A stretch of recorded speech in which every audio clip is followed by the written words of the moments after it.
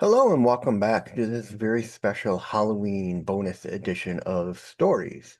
Most of us think the dead are gone. My guest knows they're not. He sees them, he talks to them, and he helps them move on. This Halloween, Stories takes you beyond the stories into reality, where the dead are just a conversation away. So sit back, relax, and have a happy Halloween, and I'll see you on the other side. See you there.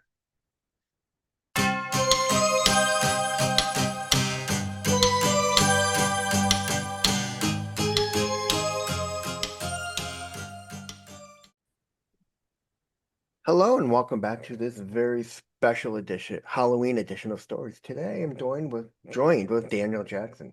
Welcome to the show, Daniel. Thank you for having me on. I appreciate it. Not a problem. So why don't we start off with like I always ask everybody, why don't you tell me a little bit about yourself and then we'll get going from there. Sure. My name is Daniel Jackson. I go by Spirit Medium Daniel, and I see dead people, but I don't just see people. I see dogs, cats, horses, cows, fish, other beings from other worlds. I see into other dimensions. I remote view. I see other realms. I see everything. I see everything that I see. Most people don't want to see. For me, I see so much in that lower energy realm. It's like looking at the worst horror movie you've ever seen in your entire life, except you wouldn't see this kind of movie because they wouldn't show it on TV and movies. It's that kind of bad. Every single day of my life, it never turns off. It never goes away. I also I do readings for people. I communicate with my guides, which are what we refer to as archangels, and I say refer to because they are not men with wings and shields and swords or magical beings that are here to fix our lives, but they do help me to get answers for people, and I see them around me every single day, and they touch my face for yes and no answers. Plus, they also put information into my mind so I can get it out to people to help them. Now, for those who's listening who are get confused on certain things, is there a difference between a ghost and a spirit? No, they're all the same thing. Just people who call them ghosts don't really understand it as well as people who call them spirit. All right. Now, let's go back to your life a little bit. When did you realize you had this, I guess you can call it a sight? I've seen spirit ever since I was 3 years old. Um, but I don't just see them. I see them, hear them, feel them, smell them, sometimes taste. You don't want that part. And communicate with them every day, all day long. But ever since I was 3 years old, my mom and dad and I, my two brothers and my sister grew up in a little town in New Jersey, right along the Delaware River. And there was a battlefield in the town at the edge. And this is where the Hessians fought long ago. And so people around that area, close to that park, were all having some spiritual issues there. Um, but it really progressed to the point like one time my sister was out and my brothers and I were watching televisions downstairs and my sister's record player turned on. So this is back in the 70s. So that was when you had to lift that little record up and you put it on the post. Well, that wasn't the big deal. The big deal was it was switching records. So it would take a record off and then put another record on.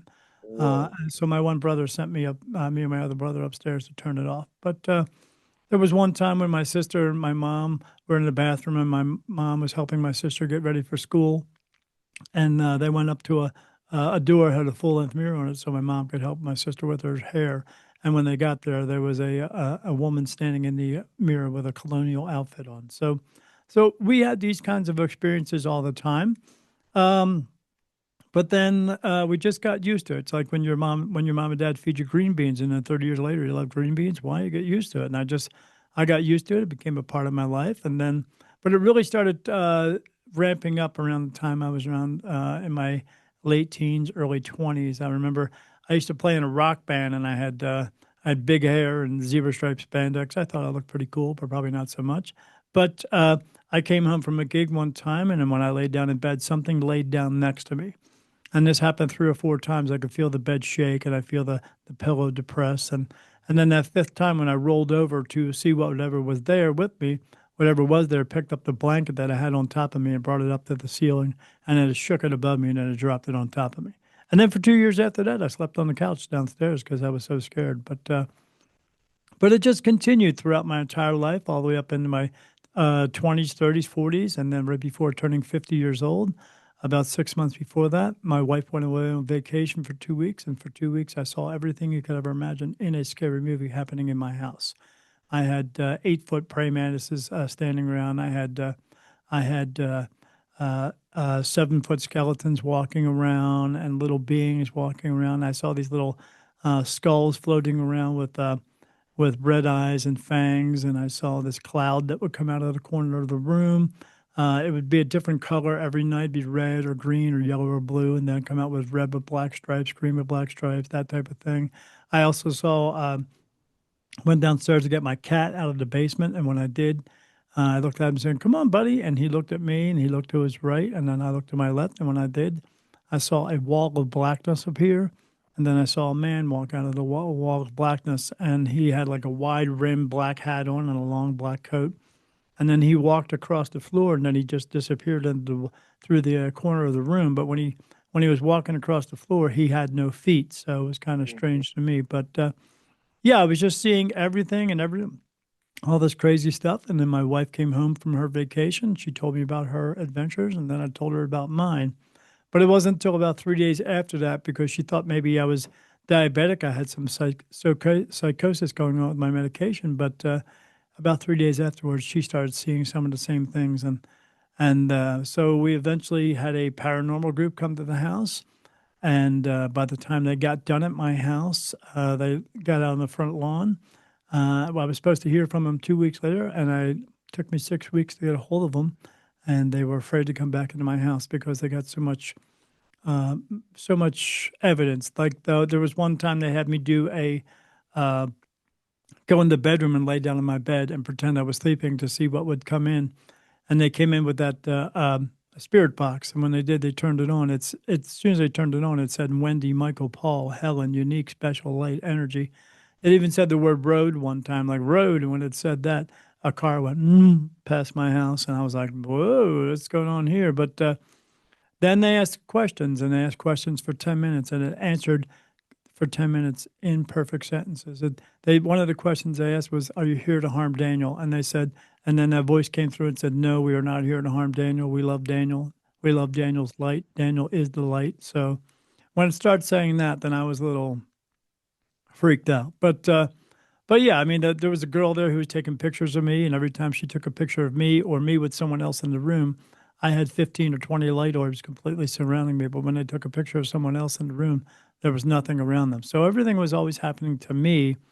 But they never really gave me any news upon that because they wouldn't come back to my house. So I eventually met up. I talked to 5 mediums. None of them knew each other, and I spoke to one of them, and I went to her show, and I had a big talk, long talk with her, and she said, "Yeah." She said, "I could see you walk into the room." I was like, "Yeah, my wife and I noticed that." She said, "Yeah, when I see you walk in the room, you don't look like a regular human being." I said, "What do you mean?" She said, "Oh, I see you just like spirit sees you." I said, "And how's that?" She said, "Oh, you look like a human being figure, but you look like pure white light." She goes, "I've never seen that before." She goes, "You Wow. got to get that figured out." So eventually she said I had to have a talk with God to figure out what I was going to do next. I said, "What do you mean by that?" She said, "Well, you're just a medium. You're just untrained." So I did have that talk with him, and ever since then, everything moved forward at that point. And like I said, I don't ever not see, hear, feel, smell, sometimes taste, and communicate with spirit throughout my day, all day long. It never turns off. It never goes away. And I see, for me, it's like being in a room with 1,000 people, except nobody leaves and more just keep coming in. I see thousands of spirit every single day, all day How long. do you, let's start off with a simple question. How do Sure. you sleep?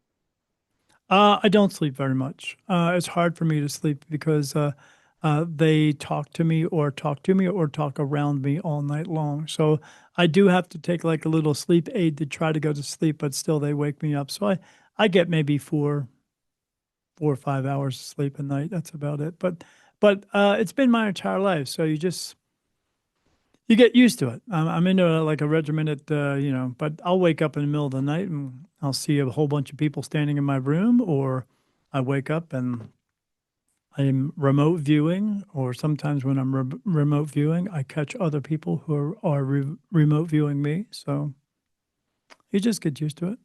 No, have you tried to ask them, can you please be quiet so I can sleep? No, that never happens. They are where they are, especially the ones, most of the ones I see in the low energy realm. They are talking amongst each other, or they are just talking around me or to me. But like I had a couple nights ago, I had a guy. I see a crowd of people standing in front of me, and a guy turned around and he said, "Hey, Daniel, can you hear me?" And I said, "Yes, I can hear you." And then he turned right around to everyone else and said, "Yeah, you can hear us." I mean, they just say plain and simple things sometimes, but. I did have a woman standing in front of me one time, and she said, "My life here is like living in a prison sentence." And then I heard another girl laughing. So when I turned my head, I saw this other girl standing next to her laughing at her. Hmm. Now, do all spirits actually know that they have passed on, or are they No, still unaware? some of them are very unaware. They ask me all the time, "Am I dead?" And I say, "Yes, you are." But it's my job to try to cross them over into the light. That's what I do. That's what I do for my guides, archangels. I cross them over, and that's what God wants me to do. So I try to cross them over into the light. But yeah, a lot of them don't know they have passed away. I see dogs and cats walking around. I see horses and cows. I'll see horses standing around grazing, and you think, why would they be grazing? Because that's what they were doing before they passed away. They were only doing the same things they always did before. Why? Because they are still themselves. And I see them full on like that. I see full on horses and dogs and cats and horses and cows and people and other beings from everywhere. And I, everything that has ever been alive, I see it when it's unalived or just in spirit. Now, why do some souls linger while others move on? What keeps them here? Because they don't always know where to go. Like as I always tell people, there's no such thing as a rainbow bridge. Not all animals cross over into the light. A lot of them just stay here because they get lost and they don't know where to go. I tell people all the time when you have pets or even your family members to tell them where to go, tell them what to do because they don't always know where to go and what to do. But a lot of people, we have free will, and as I know, free will isn't free. There's a price to it, but you have a choice to go where you're going to go, and you're either going to walk into the light or you're not. You're going to remain here as an earthbound spirit. But why would you remain here? A lot of times because you stand up out of your body, you get perfect memories of your lifetime here, but all the perfect memories of all your other lifetimes. And if you walk into that light, you may have to come back. And sometimes they don't want to, so they just stay here.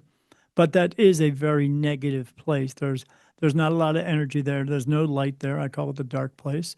And the only light that is within that space comes from all the beings that are there. And I say beings because not everything I see there is from Earth. But yeah, or someone felt they were a bad person, or someone told them, convinced them they were a bad person, or they thought God was going to judge them, something like that. No, none of that stuff happens. I mean, we judge ourselves 1,000 times a day. Why does he need to do it once more? Because he doesn't.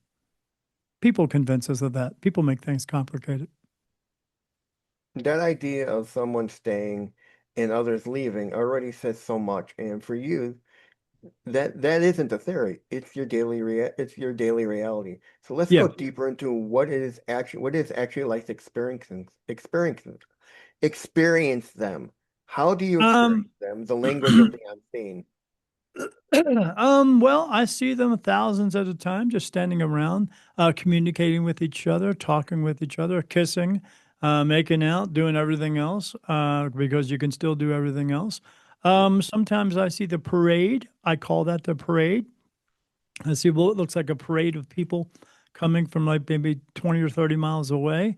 And then they're coming down, they're snaking down, and then it's like I'm standing on top of like a balcony, and they're walking past me, and they see me. They walk past, they look up and see me up there, and they look at each other, and point at me all the time. It's when I try to get them to cross over. That's the interesting part, because then I'll ask them when they're coming past me, does anybody want to cross over? And then watch like 100,000 people stop in their tracks and stare and look up at me. And then I tell them where to go and what to do, and then. But when they do that, when I do get them to cross over, I physically have flashes of light that go off around me all the time. So I mean, even everyday people will see that around me. They'll see flashes of light, but I don't have time to explain it to everybody. But I do understand what it is. But it's just people or whatever else is crossing over. I mean, sometimes I have to do it physically, but sometimes they just do it on their own. But yeah, I see them, but sometimes I see into the deeper, darker realms of the low energy realm. This is not a place that you want to be, and I see the worst of the worst, and I see Nothing else that I can describe more than complete and total debauchery going on. They're just, it's just, you don't want to say it. It's not something you want to say Now, when a spirit communicates, how do you know it's real and not just your imagination tricking you? because it's too many of them. They Mm, talk to me. There's too many of them that talking to me all the time, and I can see the one who is absolutely right in front of me who is talking to me, and then they'll point to each other and stuff like that, and say things about this one or that one. all right. But they Now, also touch me as well.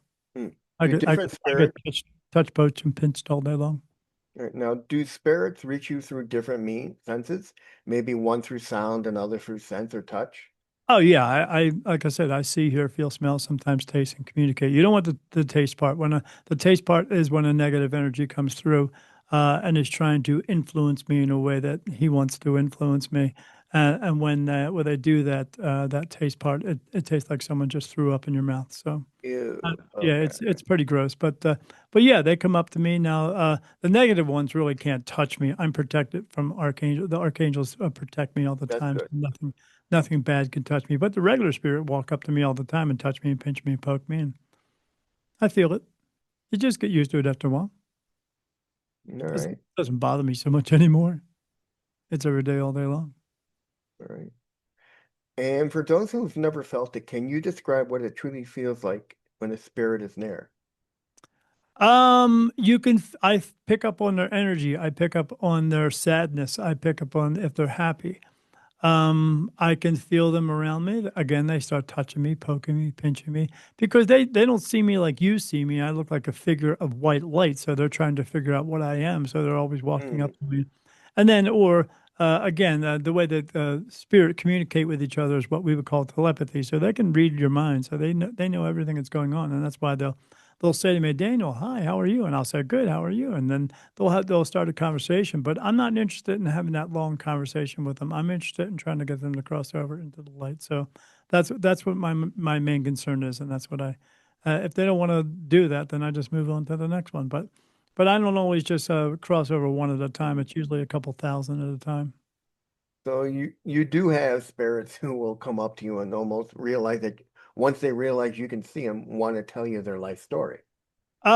Yes, they want to tell me their life story, or I had a guy, here's another part of my ability that's no one wants. I had a guy walk up to me and he said, let me show you how I killed myself or how someone killed me.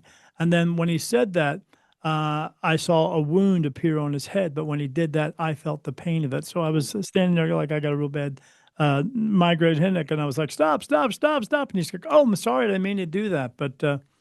Or like I had a guy, I was trying to take a nap one time. That never really happens. And I closed my eyes. And when I did, there was a man standing in front of me. And I said to him, hey, do you want to cross over? And he said, no. And I said, why not? And he said, well, let me show you. And then over top of me, just like a memory, he imprinted a memory over top of me. And I felt like as though I was him in a dream state, but I was awake. And I saw a man, I was in like an alleyway, and I saw a man run past the alleyway. And then he stopped and he came back and he pointed a gun at this guy, of which this guy picked up his right arm. And when he did, my right arm came up and he had a gun in his hand, and they exchanged little pew pews going on. And that guy fell down and passed away. And then I was like, "Oh my God, you killed that guy!" And then that came right out of me. And he said, "Yeah." And I said, "But I feel as though you were trying to protect yourself." He said, "Yeah, that guy was chasing me around all night long." And I said to him, "So is that why you don't want to cross over?" He said, "No, because I don't want to have to come back." So he knew exactly what was taking place. He would have to possibly come back and reincarnate into another body. So I said, Mm. all right, well, I mean, it's up to you. So then he walked away. But the only problem with that is that the memory that he imprinted on me is now mine. Oh God. So that That's memory sits that's with you all the time now. yes, everything that I see, it just doesn't go away. I see so much, and I see that debauchery and all that stuff going on. And when I see that debauchery, it's like I'm looking into the deep dark realm of the low energy realm, the earthbound place, and I see a sea of people, just an ocean of people, and they're just doing the worst of worst kind of things. No, that's Really all upsetting. fascinating because it sounds like that no two experiences are ever quite the same. But Never. with all that energy around you, I imagine you have to protect your own pretty carefully. Not my own. I don't have to do that myself because again, I'm protected by archangels. So, and how many of them do I have with me? All of them. So when I said in the beginning, when I see 8 foot praying mantises around me, that's what they are. They're not men with wings and shields and swords by any means. They're not magical beings that are going to fix your life. I mean, no one has a guardian angel. If you had a guardian angel following you around, guarding you from everything in your life, what would you learn? You would learn nothing. So people just don't get that because, I mean, besides, you don't need an angel to go get a cup of freaking coffee. You don't need the angel to take 1,000 selfies. Angels do big things. Angels do big picture things, and archangels do much bigger picture than that. But I have them with me so that they can protect me from everything, so I can go into that place and try to cross as many spirit over as I can. But in order to be able to do that, they sometimes ask me questions. So, and I have to hear everything they say. But everything they say, whoever says it to me, whatever is saying it to me, I hear everything is English. So, so everything is translated for me. And then because they ask me questions, I get the answers from archangels. They tell me, I tell them. I'm like a middleman for everything. And yeah, that's why I'm able to see everything, but see, hear, feel, smell, sometimes taste, and communicate with everything so that I can do my job. That's what they want me Right. to do. So you don't, do you set boundaries with the spirits the same way you would No, set with people? So there are no, no boundaries. I don't have to because I mean the negative ones can't touch me. Like I had a little boy come up to me one time and he said, "Hey, Mister, I'm going to punch you in the face." And I said to him, I said, "Go ahead, give it a try, kid." And he just looked at me and he tried to move his arm and he couldn't even get close to me. And then I said, "Look," I said, "you better get your butt out of here because if you don't, I'm going to have my family here. They're going to mojo your butt out of here." And he looked around. He said, "I know who they are." I said, "Yeah, well, then you better get out of here." And so there was a woman standing there with him. She said, "Come on, let's go." And they got out of there pretty quick because if they don't, I've seen other negative energies try to come up to me and they're very persistent trying to get something from me or trying to persuade me to do something, but it never works because, I work for God. So, and then when I say, "Hey, I'm going to mojo your butt out of here," I tell them, I said, "Hey, can you guys get this out of here?" And then I'll see these white globs of white light come down and attack these things and make them go away. But I also see, like at nighttime, I see these two big giant eyeballs in front of me all the time, like looking at a King Kong movie. And the eyeballs are always scanning the room to make sure that there's nothing around me. And if they see something around me, then they also will make them go away. So I don't have to worry about protecting myself. Now, other people, you got to do that because, but the unfortunate part about that is we have so much drama in our lives, so much pain, anger, sorrow, grief, guilt, anguish, and all that other stuff going on in our lives, and our minds are running a million miles an hour, that they are not protected all the time. They can ask their spirit guides, but they're not always protected because they don't even know that they have spirit guides in order to do that and ask them. So, but it is important for people to do that because if you can't, some serious ramifications could come around you.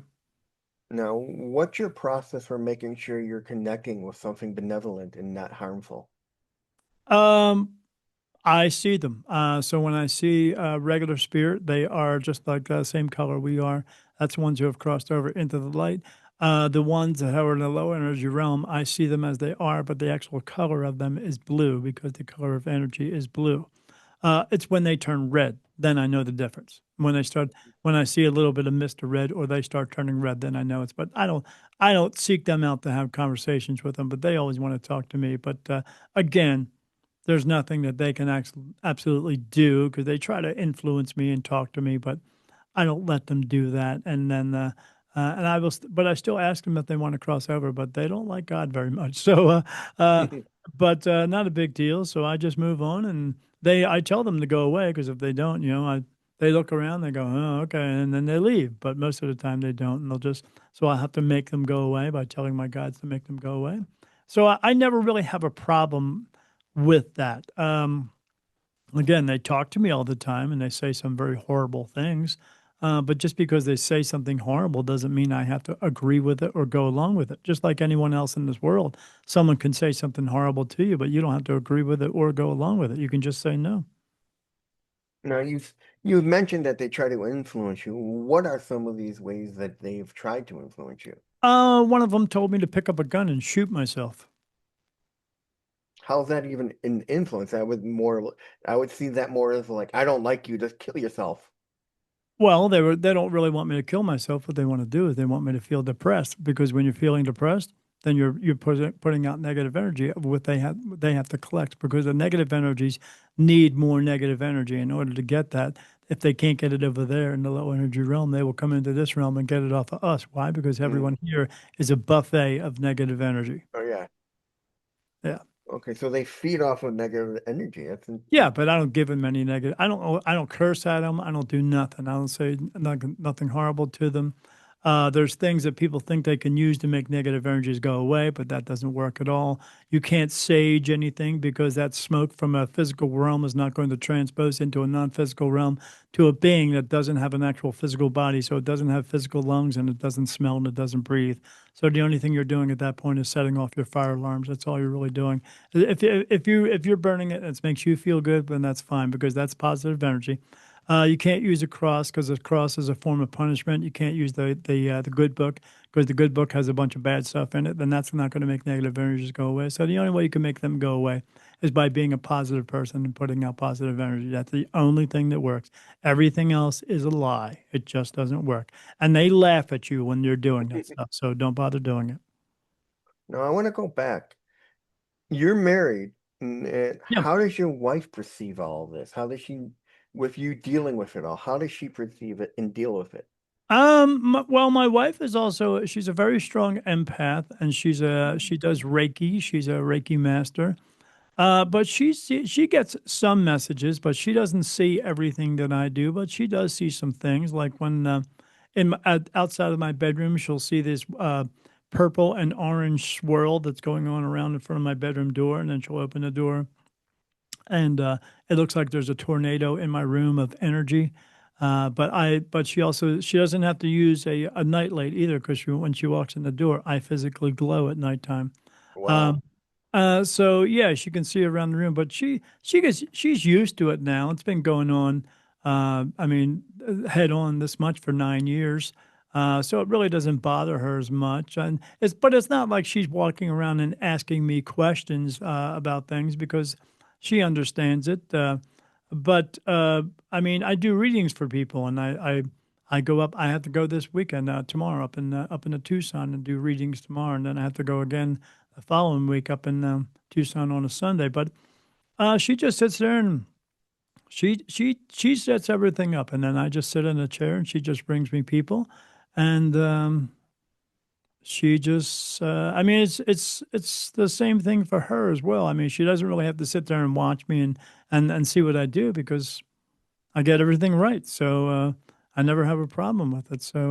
So she's just used to it at this point. But it's some of the things that I do say and see and hear, or some of the things that she says she sees around me, still are amazing to her. But again, you get used to it after a while. This is my everyday life. It has been for ever since I was 3 years old. But the more intense stuff started 9 years ago, and she's just as used to it as I am. But I mean, I'm not saying that everything that I see is just something I just go and take for granted. I mean, I see some really strange things go on throughout my day. But again, you're either going to learn to deal with it or you're not. You can either let it drive you crazy or not. And I don't let it drive me crazy. It's part of my day. I just have to navigate through my day. Because when you walk into Walmart and you see a couple of hundred people, I walk into Walmart and see a couple of hundred people, but a couple of thousand spirit walking around as well. So I just navigate through it. Would you say that you and your wife are almost attracted to each other via your energies? I hope so. We're married. Yesterday was our anniversary, our 10-year Congratulations. anniversary. So yeah, thanks. Yeah, we made it this far. We made it this far day. Um, yeah, I think so. But my spirit guides have also told me that we were put together so Mm. I could be doing this because she is the other more than the other half of me. She's the other three quarters of me because she does everything so that I can do this all the time. When I do my podcast, she's the editor. She does all the editing for the videos. I do the promotional part of it, but yeah, we work as a team together. We're an effective team. So worked very well together. We always have, and always will. So yeah, she's awesome. I really do appreciate everything she does for me. So because of without her, I wouldn't be able to do as much as I do. Now, for you, would you say there is no such thing as an uninvited spirit? Um, well, I see spirit everywhere. It doesn't make a difference where I go. So it's for me uninvited. I mean, there is no uninvited spirit for me because I see so many of them throughout my day. But an uninvited person, I mean, here's the gist of it. This is what people need to know. So you'll never use that term uninvited ever again. When you wake up in the morning and you do your daily routine, if you shit, shower, and shave, and then you go to work and do your job, and then maybe you don't do your job because some people are lazy pieces of crap, and then you come home and watch some TV and wait and go to sleep and wake up and do it all over again. Spirit is around you 24/7. They're never not around you. They are everywhere. They see, hear, feel. They know what's going on with you. They see what's going on with you. They hear everything. They read your mind because they communicate with telepathy. Uh, but they don't really care what we do because they don't have to really do that anymore. But as I know, some spirit want to be seen. Most of them don't. You might see one or two once in a while, but you're not seeing the other 3 or 4 thousand that are standing around you all day long. Because I'm telling you, from what I see and watching spirit every single day, if you were to actually able to see what's going on around you, you'd go hide in a freaking closet because it's that kind of crazy. But it wouldn't make a difference because no matter where you are, they There's a are spirit because the there. walls are not something to them. They're not walking through walls. They're just walking. These physical things have nothing to do with them, and they are everywhere, and you can't get away from them. There's that song back in the 80s, I always feel like someone's watching me. Well, they are. They don't take bathroom breaks. I know a lot of other mediums go, oh, they take bathroom breaks. No, they don't. They're watching every single. I used to have a girl back when I first started becoming a medium, I asked out loud one time, I said, is there anyone here? Anyone have anything to say to me? And a woman came through and she said, I'm sitting on the beach, I'm reading my book, I'm eating my breakfast, and they're all standing over me. What happened? And I said, you passed away. And then she said one more word after that, bathroom. For 2 years, for the next 2 years, every morning I would take a shower. I closed my eyes and she's standing in front of me, watching me take a shower. And I found out eventually her name was Jane. And it took me 2 years to get her to cross over into the light. But yeah, they're watching everything we do. We just don't know it because most people can't see it. But I see it every single day. And a lot of things I see, you don't want to see. People always say to me, I wish I had your ability. No, you don't. You wish you had the cool part of getting answers. But that's not the involved part. The involved part is seeing, hearing, feeling, smelling, sometimes tasting, communicate with spirit all day, every day. It doesn't turn off. It doesn't go away ever. I mean, ever. It doesn't turn off. So my life is not glamorous. At best, it's difficult. And people don't want that part of it. They want the cool part because they're fascinated because they want to do a ghost investigation. Well, you go investigate. I don't have to go anywhere to see spirit. All I have to do is be alive. That's it. They're everywhere. So it's not fascinating anymore. Mm, It's just, but I have to be able to do and get everything that I get in order to get answers, because in order to get the types of answers that I do, I have to be open to everything. And I am. So I've just learned to deal with it. But the average person, it would put you in a crazy house, mhm. literally. No, it's easy to forget. Most people guard their privacy from other humans, but not everyone realizes you have to protect it energetically. Two, once these boundaries are in place, what happens next? What's the purpose of these connections? What boundaries? There's no boundaries. People don't have any boundaries. They think they have boundaries, but you don't have boundaries. You have spirit around you all the time. There's no boundaries. They're watching everything you do. The only thing you can do is talk to your spirit guides and hopefully get them to protect you from these negative energies so that they don't bother you, but or so you don't have any sleep paralysis, of which is a spiritual attack. That's what's going on. But the only reason you would have that going on is because you have a lot of drama going on in your life. Because as long as you have pain, anger, sorrow, grief, guilt, anguish, drama, all that stuff going on in your life, you're going to have these nasty ones around you all the time. So until you clear that stuff out, that's the only way that you're going to create a boundary for yourself, because you have to get rid of all that stuff to energetically keep all that negative energy away from you. Because if you don't, They're going to bother you. They're going to try to influence you. They're going to talk to you. They're going to get you to try to do bad things. And some people wake up and go on about their way, and some people wake up and want to go kill people. And most of the time, you're getting that because you're getting and these negative energies are coming in and trying to influence that. But the only reason they're doing that to you is because you're a person who's walking around being a piece of crap all day long. Hmm. If you don't want it to happen, stop being that. Very simple. Now, from your experience, what do spirits want most from the living? Well, the spirits who have crossed over into the light, they want us to be able to go home and stay home. That's what they want. But we're not always going to do that because we don't learn our lessons very well. But it's not about just learning lessons, it's about fulfilling your purpose. And our purpose is we're here to help each other just for the sake of helping. Not because you can, but because you should. In a way, we're going to do something for someone in a physical way that they can't possibly do for themselves, or you're helping them to figure it out. That's what your purpose is. Your purpose is not becoming a doctor or a lawyer or a teacher. Your purpose is not your occupation. Your purpose is doing things for acts of kindness, doing things for just for the reason of cause. And when you do that enough, that's what will get you to go home and stay home. But the average person comes here between 26 and 29 lifetimes. Hmm. So they're not very good at learning. Hopefully they get it done. You don't Now, want to come back the next time. now, do you It'll be believe that bad. they can? Do you believe that they can evolve or heal after death? Well, you once you step up out of your body, you're either going to go one place or the other. You're going to either walk into the light, or you're going to remain here as an earthbound spirit. And you know, in that earthbound realm, that low energy realm, there's lots of negative, horrible ones that are walking around and being mean to everyone and torturing them because you don't get tortured there for being what you did here. You get tortured there because you get negative energies want to steal your energy from you. So. Is there an evolve? No, not really. You either walk into the light and you let go of your. When you walk in, you let go of all your pain, anger, sorrow, grief, guilt, anguish, and all that stuff, and you move on to heaven and went to a beautiful, bright, white light place. But that's if you actually get to go home and stay home. Not everybody does, and if they don't get to stay home, they have to go to the holding place where spirit will go over their life with them and tell them what they did and did not do. And if they talk more about what you didn't do, then you have to come back again. If you die over the age of 30 years old, you would come back 80 years later. If you die under the age of 30 years old, you come back 8 years later, all for one reason, so that you're not recognized. But if you do have get there and they talk more about what you did do and they say you fulfilled your purpose, then you get to go home and stay home and stay there. But no really evolving. You're just going up to a you're not actually going to a higher consciousness because you're not going to do that as an individual person.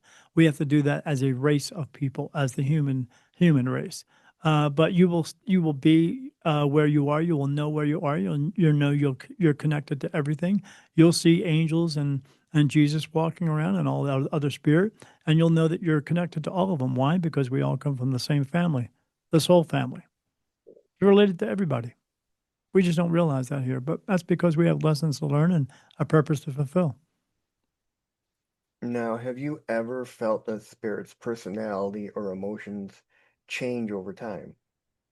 Um, no, because I mean, when they're in the low energy realm, some of them are just content being there, and then the nasty ones are just always nasty. They don't ever change. I've only seen maybe a couple, the bad ones that I've actually gotten to cross over into the light. And then when they do that, yeah, then they do a complete 360 change and they go into the light and they go back to be a white light loving soul again. But the horrible ones, no, I don't rarely ever see that happen. Maybe two or three I've ever seen it happen. And how many is that compared to what I see? I see two or three of them that crossed over into the light, and then the other gazillion, no, they don't change into something better. They are horrible. Or you just have the regular ones there who are walking around who are content with being there. But the other thing about if you don't cross over into the light is whatever age you die, that's the age that you will remain. So if you died here as a human being and you're 86 years old, you'll stay 86 there. The only again, still having your pain, anger, sorrow, grief, guilt, anguish. But most spirit ghost hunters don't know that when you're over there on the low energy realm, if another spirit were to walk up to you and smack you in the face, you still feel it. There's still physical pain there. They just, most ghost hunters don't know shit. That's what they don't know. So, yeah, it's a horrible place to be. But yeah, and then again, but if you walk into heaven, you go in there, you just go back to being a bright, white, loving soul again who likes to do good things, and you have no pain, no anger, sorrow, grief, guilt. You hold no grudges. You're not angry at anybody. I know people say, "Well, my mom and dad passed away, and we got in an argument before they left. Are they upset with me? No, they're not upset with you in that way, but they would like you to get your act together so you can get home and stay home and not have to come back and do this all over again." Sure. Mm. No, the idea that growth doesn't end with death is powerful, but with all you've seen, I'm sure you've run into moments that challenge what most people think they know about the afterlife. Oh, they have no idea. People have absolutely no idea. Heaven's 100,000 times better than you can ever imagine, but you're not meant to know what it is like because if heaven was a like a glass wall and you could see through that glass wall, what would you be doing? You'd be banging on that glass wall trying to get attention of everybody. What would you not be doing? You would not be living the life that you are meant to live here.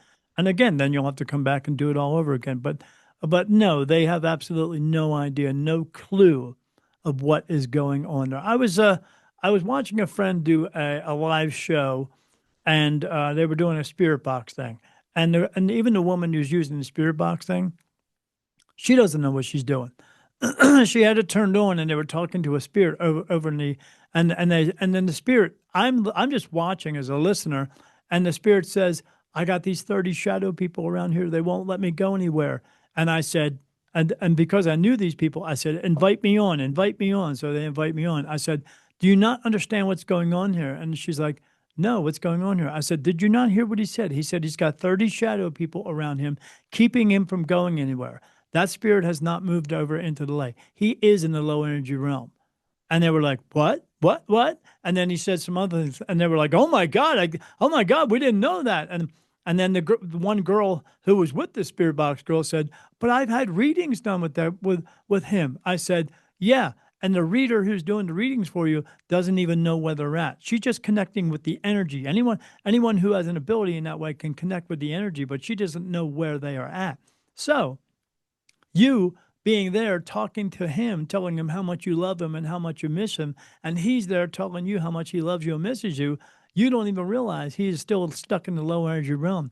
You are keeping him from going to heaven. That's how much you don't realize what's going on in that place. And she was like, "Oh, I didn't realize." I said, "How do I do that?" And I said, "You have to learn to let him go. You have to tell him to go into the light." But I was so disappointed with that spirit box girl. 2 weeks later, she's still talking to that spirit, telling him, "Oh, go lay with her and be with him." He's still in the low energy realm. You're that freaking stupid that you're keeping this thing there just to keep her company, and you're keeping him in low energy realm where he can be painfully harmed by other beings, and you think it's okay to do that because you want to use that for entertainment value? No. People are just the unfortunate part in this world is people are spiritually lazy and spiritually gullible. They think everything is just going to be okay, and it's not. Again, like I said, there's no such thing as a rainbow bridge. Not all spirit, not all animals cross over into the light. So people need to wake up. They need to understand what's truly going on, of which I try to explain to them, but they just have no freaking clue. Unfortunately, there's a lot of fake mediums out there, a lot of fake practitioners out there telling them that they all have our guardian angels and everyone needs to find their twin flame. That's not real. Or anyone needs to find their what is it? What's the other one? Oh my God. My soulmate. People don't even realize what a soulmate is. A soulmate isn't absolutely someone you're going to fall in love with. A soulmate could be your mom and dad, your brother, your sister, your best friend. It could be a dog or a cat because a soul is a soul is a soul is a soul. We all come from the same place. And sometimes you come here and they have to come here too. We meet up with each other and then you're just with them. But that doesn't absolutely mean you're going to fall in love with them. I had a girl tell me one time, "Oh, I met my soulmate, Daniel." I said, "No, you didn't." She goes, "No, I did." I said, "No, you didn't. I'm telling you." So I'd done this reading on her. And then I see her 2 years later. I said, "How's that soulmate going?" "Oh, that piece of crap. He was cheating on me." I said, "Right. Like I told you in the beginning, he's not your soulmate." People don't understand these things. They need to become educated. And I do my best to go out there and educate them as much as I can. But still, unfortunately, again, there's too many horrible practitioners out there, horrible mediums telling you.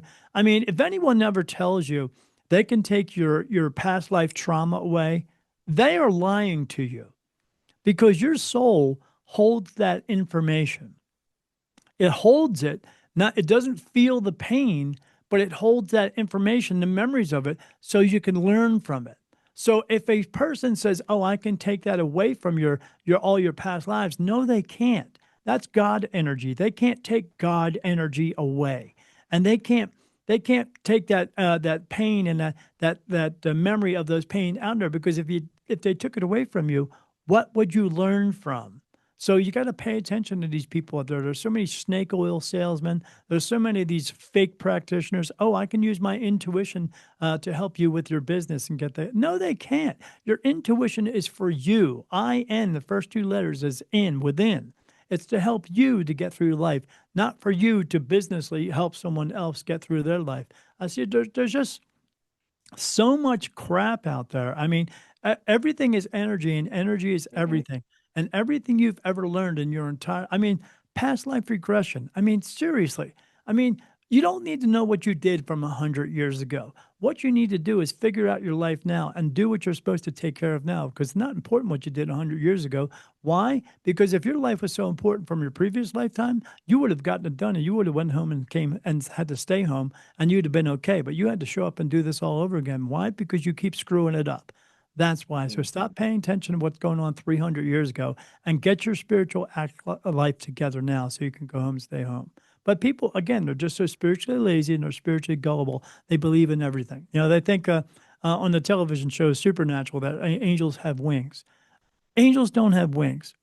There's no wind beneath their wings in order for them to fly where they are because they're in fluid time. So there's no wind there for them to fly around. I mean, it's just they're not men with wings and shields and swords, not by any means. They're just not. And people just they need to stop believing in all these fairy tales and everything they've seen in movies and television that's all fake. They need to wake up. That's the problem. No, I mean, with that being said, what's the one big misconception about ghosts and spirits that you wish people would finally let go of? I wish they would to wake up to understand that there are bad ones and there are good ones, and don't mess with the bad ones and don't go out and hunt them. Because when you're doing that, you may have a bad day, a bad life, a bad year, whatever. And when you do that, you're making yourself susceptible to them. Don't play with Ouija boards. You don't know Hmm. what you're doing. That Ouija board is not meant for good things. It's meant for nefarious things. I just did a reading for a woman who said she played with a Ouija board. It took her 6 times in order to get it working. I said, no, it didn't. It worked the first time, and now you have an attachment. She said, I do. I said, yeah, but you don't have one. You have three. And this thing is making her physically ill, making she had to quit her job. She can't deal with life anymore because she played with a freaking game. Because people don't understand what they're doing. They need to wake up. That's what they need I to do. mean, people don't realize a Ouija, like you said, a Ouija board may seem all innocent, but it's not, because what it does is it opens that veil between our reality and theirs. Oh, And the if you, veil's always open, but they're inviting something negative to come in. yeah, Yeah. and if you do it wrong, you don't close that door and you're You leaving don't it know how to open. close it. Yeah. People don't know how to close it. They don't know what they're messing with. That's why I say don't go on the haunted walks because you're just inviting these negative energies. Oh, I like being scared. Oh, you're not going to be too scared. You're not going to be too happy when you go home and you got something following you around all day long, draining your energy from you. That's not going to be too fun. They don't get it. They don't get it. They're just playing with fire. They're going to get burned. Have you ever 100%. had an encounter that completely surprised you? Something that made you stop and say, okay, that's new. Yeah. I was again laying in bed and I saw these beings standing in front of me. If you've ever seen a murder mystery where they do an outline of a person on the ground, Hmm. I saw these three beings standing in front of me that were outline guys, and but they had their outline was glowing from white to yellow to red, and then they had these squiggly lines in there, no physical features, but just squiggly lines, and also glowing from white to yellow to red. And they were walking up to other beings, other people. I saw them. This biggest one, he was like 8 feet tall. Walk up to this guy, and grabbed him by the neck and was strangling him. Now this person wasn't breathing, but he was strangling him. His eyes were coming out of his head. And then they drag them off into the low energy realm and then they suck energy out of them. And Mm. then the biggest one came over to me and I said, "You're not going to get anything from me, buddy. And if you don't get out of here, my family's going to mojo your butt out of here." And again, he said, "Oh, I know who they are." I said, "Well, if you know who they are, then you know what they can do." And then his two friends walked over and he turned around, looked at them and said, "We can't get anything here. Let's go." They turned around and walked away. But I've had an instance where two friends of mine, one of them called me up and he said, "We have something really bad hanging out outside of our house." And I closed my eyes and I could see it. And it was a figure of a man, but he was bright red. He was the worst of the worst. And so I called out to my guides to go to them and they went and they helped protect us. They made this thing go away. And then 20 minutes after that, that thing came to my house and visited me. Now, that thing, when it was visiting them, they're in Delaware. I'm in Arizona. So again, there's no boundaries of anything. And that thing came to visit me and wanted to try to convince me to tell me to stop talking to them and stop communicating with them and stop telling them to and stop sending my guides over there to protect them. But I said, no, I'm not going to do that. And I said, I'm not going to listen to what you say, and you just need to go away because if you don't, again, they're just going to mojo your butt out of here again. But it did finally go away. But these things I see are the worst of the worst. I mean, recently I had a friend of mine whose podcast I was on, and she was telling me about something going on at her place. I said, "No, it's not going on in your house. It's going on your property." And she said, "Yeah." She goes, "I went outside and I could feel this." And I said, "Yeah." I said, "This thing is a really bad thing. You need to get out of that house." She said, "I'm already in the process of selling the house." And then she asked me a bunch of questions and she asked me when's the house finally going to sell? I said, "It's going to take 30 days." On that 30th day, she got an offer for the house and they sold the house. But uh, the very next day, I was sitting there watching TV because sometimes when I watch TV, the energy from the TV enables me to see a whole bunch more. And when I closed my eyes, I saw this thing in front of me. It was blue and it had this big, like, triangular head with these, like, almond looking eyes pointing down this way, like what you would think like a devil would look like. But it was blue, no horns, but very big and muscular. And then it showed me standing there. It had her standing in front of it, and he's taking his hand like this and petting her hair. And then it told me, he said, "This thing is my pet." And I said, "Ugh, okay." So he said, "I'm going to gain control of her." I said, "Okay, good luck with that, buddy."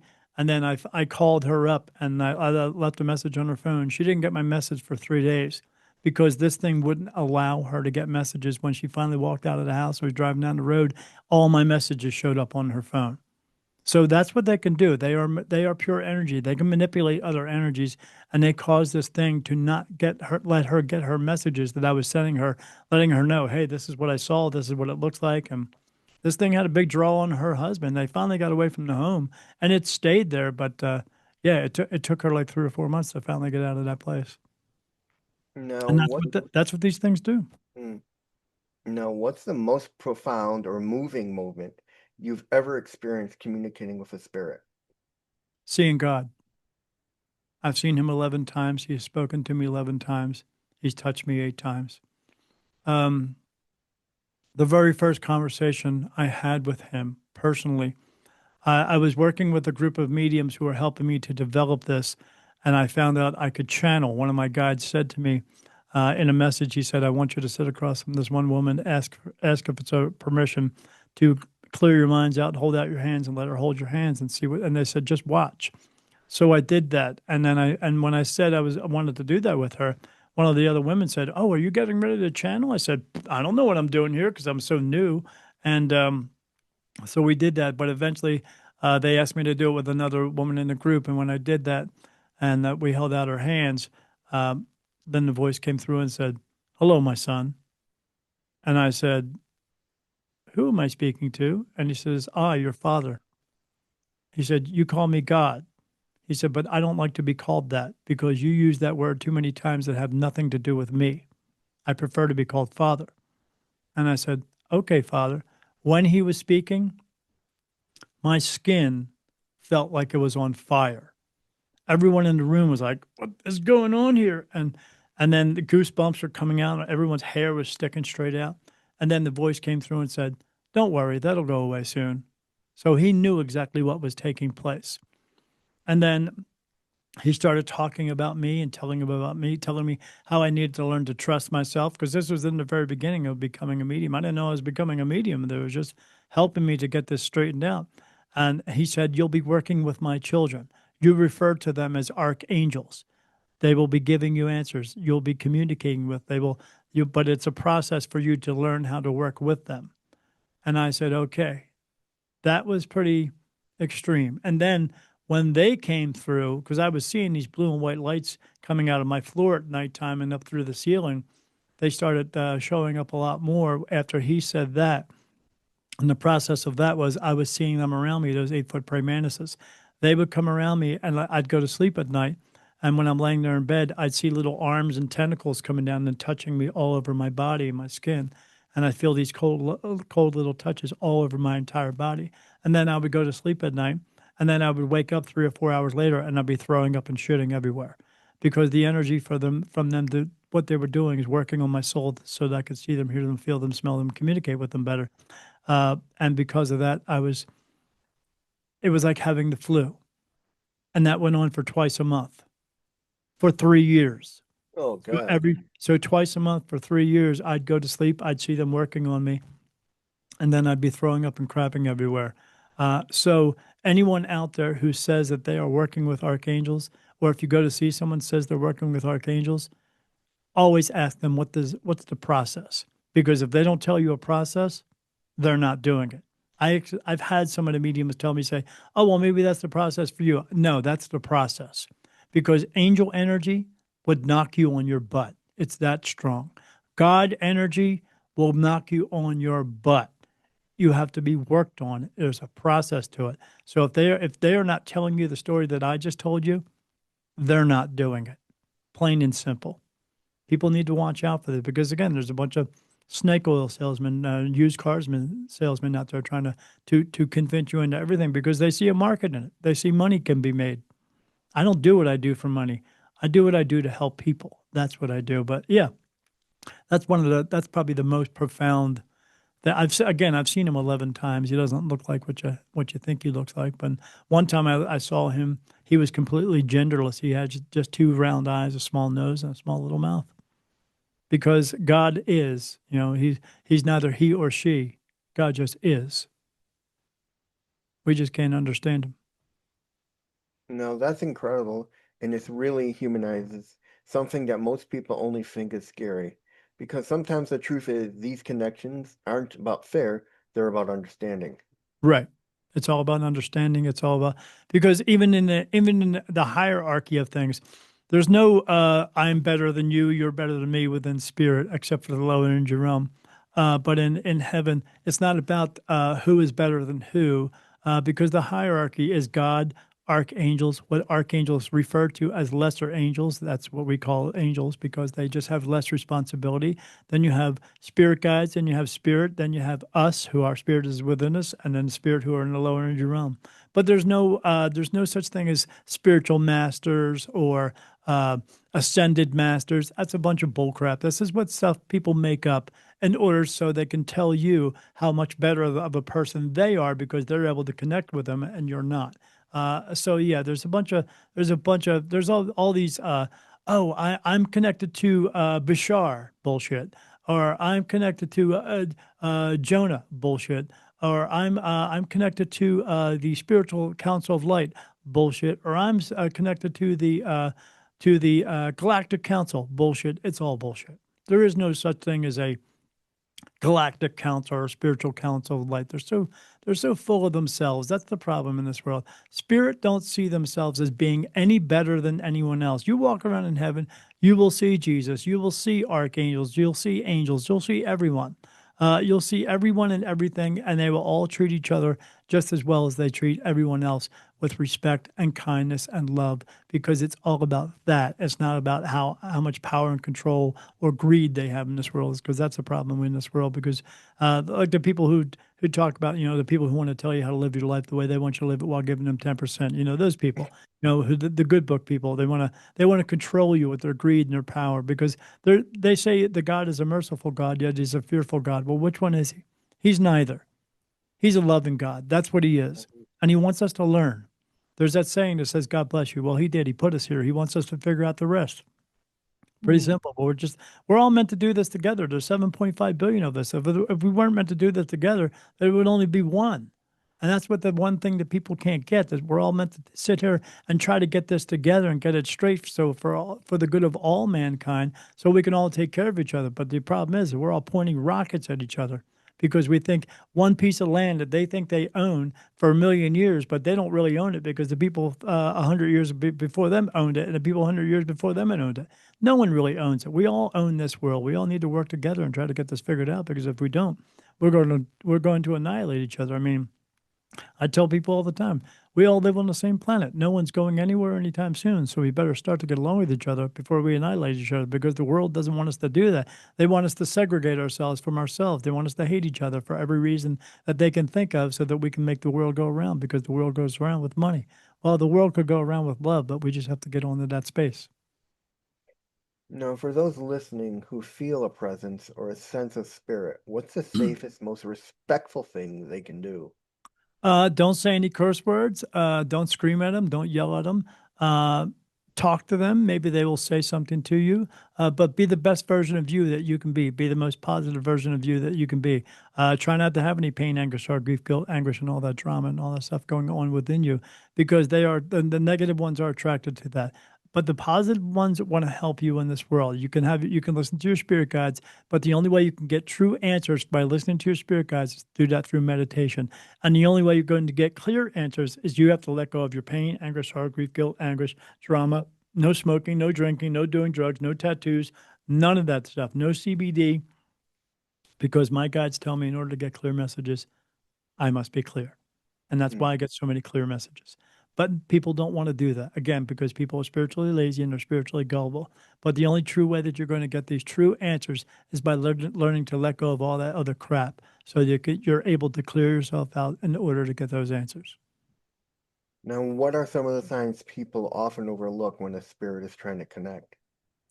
They overlook signs that they're sending them, but although I do want people to know that not every butterfly, every hummingbird, or every a dragonfly is a sign from spirit. Sometimes it's just called nature.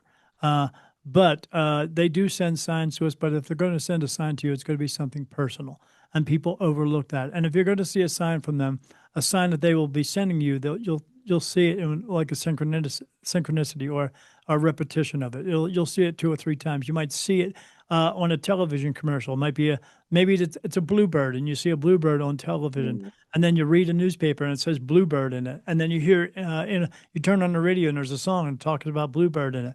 When you're Hmm. when that's happening, then yes, they're sending you a sign or something. Or if you're seeing the angel numbers, 11, 11, 222, 330, 333. 333 doesn't mean you're half evil. It's just a that's a joke. But anyway, yeah, they will send you signs in that way. When you see the angel numbers, that's what's going on there. Is that your spirit guides are connecting with your soul, of which your soul runs your body to get you to turn around and see those numbers. When you see the numbers, everything's okay and you're on the correct path. When you stop seeing those numbers, you got problems. Mm. But make sure you always. But the only way you can change that is again let go of all your pain, anger, sorrow, grief, fear, languish, and all that other mess that you learned how to have here, because you didn't have that stuff when you walked into this world. You walk into this world of pure white light. You wake up in a baby body going, "What?" And your mom and dad's going, "I'm mom and dad," and you're going, "I don't know who the hell you are, but okay." And then they raise you and they teach you the ways of the world, and mostly everything they teach you is a bunch of bull crap. And you have to learn to wake up in this world and go, you know what? Everything I see around me isn't exactly what's going on here. I know it's a lie, and I don't have to live within that lie. I can live outside of it and still live a peaceful life. Well, I mean, I've know personally, I've had signs that my father's been trying to connect with me. One of the most profound was my mother and I were in our car driving, and we had the radio down low. All of a sudden, a commercial pops up to change your air conditioner filters. And my dad has always been a proponent of reminding me you need to change the air conditioner filters because Yes. every 3 months, you need to change them. And my mom and I just looked at each other and like, That had to be Daddy trying to contact us saying, "Hey, he's okay." Absolutely. That's what they could do. Yep. Because you're there right there at that moment, letting you Hmm. know I need to do that. And I they mean, do it in very subtle ways sometimes and very drastic ways other times. yeah, I mean, my mom has had, we had the TV turn on in the middle of the night. My mom thought it was me at first, but my dad was always watching TV with the volume loud. And when my father first died, we had a lot of symbols that he was, that let us know he was okay. Sure. She They're would always see okay. shadows, lights flickering in the house. She had a really good friend who's a medium, and she said, "Give me something of him, and I'll try to connect with him." And she told us things that no one else knew. Sure. And one of the things she told us was he's surrounded by poppies. And at first, we couldn't figure it out. And then when we went to visit him, his gravesite at the graveyard, we realized he's in the poppy section of Oh, the graveyard. sure. And that's like, oh my God. Sure. Telling you, showing you a sign to let you know I'm okay. Yeah. If they're crossed over into the light, they're okay. Even some of the ones who have not crossed over into the light, they are perfectly fine where they are. They just made a choice for themselves. But if you go into the deeper dark part, you don't want to be there, that's for sure. Oh, But it's not really that bad over there. But I don't suggest going there because you might get stuck. I mean, but and I would say stuck because you have a lot of negative energies there trying to convince you not to go anywhere else. I have a spirit that comes and visit me all the time. Her name is Mary Lipton. And Mary keeps telling me, she says she wants me to stay there with her. She doesn't want me to cross over. She wants me to stay here with her in Earthbound Run because she enjoys my company. oh, Uh, but uh, but unfortunately for her, every time I start talking to her, she replays how she passed away, oh. so that I could feel some type of remorse for her and maybe stay there with her. But I keep telling her I'm not going to do that. Why don't you just cross over into the light? But she doesn't want to do that as well. So, but I remember in the very beginning when she first came through, she started saying something to me and she says, "Hi, can you hear me?" I said, "Yes, I can hear you. What's your name?" And she says, "It's Mary, Mary Lipton." And I said, "Hi, Mary. I'm Daniel Jackson." She says, "I know." She said, "I can talk to you now, but I remember in the beginning when you had a hard time hearing us." And so when she said us, I was like, "Oh, yeah, I did have a hard time, but now I can hear everything." And she says, "Yeah." And that's when she started asking me to stay here, but I'm not going to stay here. But and she knows that, but she keeps trying. She looks like Betty Boop. Now, and if someone wants to be more open to spirit communications, where should they start safely and intentionally? To do it intentionally, that's not going to work.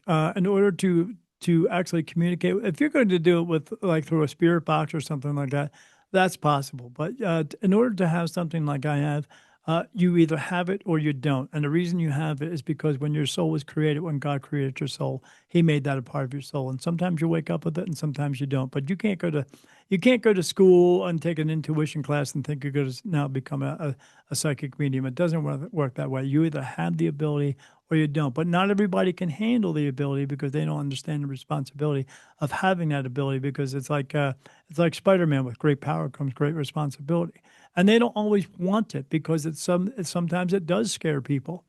But I mean, they're just people, or dogs and cats and horses, and cows and fish, or other beings. They're just outside. They don't have a body anymore. They still retain their physical shape from what they looked like before they passed away. But not everybody wants it because, again, then you can hear everything. And people only want to hear certain things. Believe me, you don't want to hear everything because they don't shut up because they're in a place where there's no place in time. So they just talk and talk and talk and talk. It's like standing in a mall with 1,000 people and they're all talking around you and you can't make them shut up. And it's hard to go to sleep. So because they'll just never shut up. But yeah, it sounds like it's glamorous. But yeah, in order to communicate with them in the way that I communicate with them now, they talk to me and around me, but that's not who I get my answers from. I communicate with archangels; they tell me everything. So, I mean, well, some of us have similar abilities, but we don't all do the same thing. Where I don't do a reading where I connect with your loved ones who have passed away. That's not what I do because I see so many of them. You want me to just pick out one? I mean, they're not just standing there and saying, "Hey, I'm over here. My name's Tony." Well, okay, there's a gazillion Tonys. I mean, who do you want me to talk to? But I don't know. But I may not be around that person. I communicate with my guides, archangels. They provide me question. They provide me the answers to all the unanswered questions. So people have to ask me questions, and that's how I get answers. But they tell me a lot of stuff. Like I did a reading for a lady 2 weeks ago, and she wanted to know the names of her spirit guides, and one of them was uh, Richard, and the other one's name was Beverly. And she said, "Did you say Beverly?" And I said, "Yeah, they just told me Beverly." She said, "I have a best friend who just passed away 2 weeks ago. She's a nurse like me. Her name is Beverly." I said, "Right. I can't make this shit up. I mean, out of the gazillion names out of there, how would I be able to pull out the name Beverly?" I mean, I was at my chiropractor doing just getting my stuff, and I was the one girl said, she said, one of the girls said, "You're a medium, you speak to spirit?" And I said, "Yeah, I see them all the time." She said, "Do I have anything around me?" I said, "Yeah, you have a lady around me who keeps telling me that you're her grandmother and her name is Rose." And she said, "I don't have a grandmother named Rose." I said, "Okay, that's what she's telling me." Left. I came back 3 weeks later for my next appointment. She said, "Mr. Jackson, I got to tell you something." I said, "What?" She said, "I talked to my dad. My dad told me my great grandmother's name is Rose." I said, "Yeah, I can't make this shit up." And she was like, "Oh my God, that's amazing." So yeah, it just comes, but some people get wow moments like that, and other people need wow moments in a different way. Because I always tell people, you may not get the reading that you want, but you will get the reading that you need. Hmm. And some people need to hear other things that they need to get their life on track and stop worrying about, how the world wants to tell you that you need 6 cars and 7 houses and 10 boats. You don't. That's what because the true value in this world, those 6 cars and 7 houses and 10 boats wouldn't have any value unless they are in your hands. So, what's the true value in this world? Us. And we need to get back to that. So, sometimes I have to do a reading for someone who needs to get back to that so they can get back on track, so they can learn the lessons and fulfill the purpose so they can go home and stay home because you don't want to come back the next time. Because the next time, this place isn't going to be nice. So I'll leave everybody with this. So whenever you are, wherever you are tonight, wherever you're lighting candles, listening in the dark, or just curiously about what lies beyond, remember, not every presence is there to haunt. Some are simply there to remind Yes. us never that you're never truly alone. I just Right. want to thank you, Daniel, and I want to remember to remind everyone. I'll see you in the next one. See you there, everybody. Thank you, Daniel. Thank you. Bye bye.